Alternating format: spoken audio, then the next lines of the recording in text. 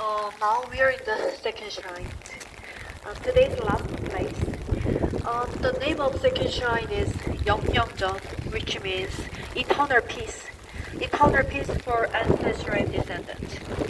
And as I mentioned, distinguished kings are enshrined in the main building, and relatively low achievement kings are enshrined in the second shrine.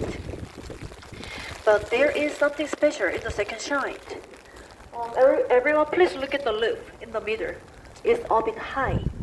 The chambers in the middle of this building serve for the 4 generations of founders' ancestor.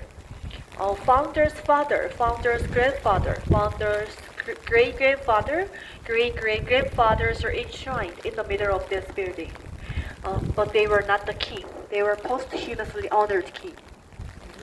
Posthumously honored king means that people who were not the king in their lifetime, but were given the title of the king by their son, who became the king after their death, so they could be enshrined. And please look at the last chamber of this building. The last chamber is also special. It is for the last crown prince of Joseon dynasty. During the Japanese colonial period, the last crown prince was first to move to Japan at the age of 11, and he was first to marry Japanese noblewomen. Since he left, he couldn't come back to Korea because after liberation, there was no longer Joseon dynasty. Korea had become republic in 1948. He had no citizenship of Korea. However, in 1963, he could come back to Korea at the invitation of Korea government. But at the time, he was already old and sick. He was unwell. He passed away in 1970. When he died, there was the last empty chamber. So his descendants decided to serve him in the last empty chamber. So that's how this place becomes full.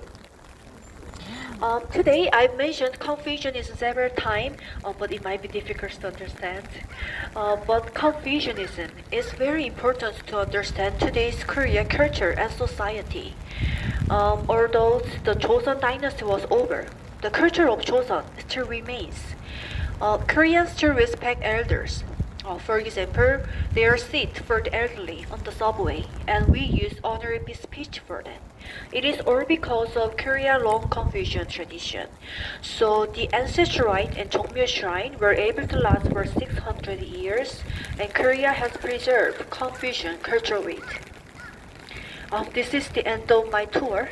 Thank you for your attention today, and I hope you enjoy the rest of your time in Korea. Thank you. Thank you. Thank you.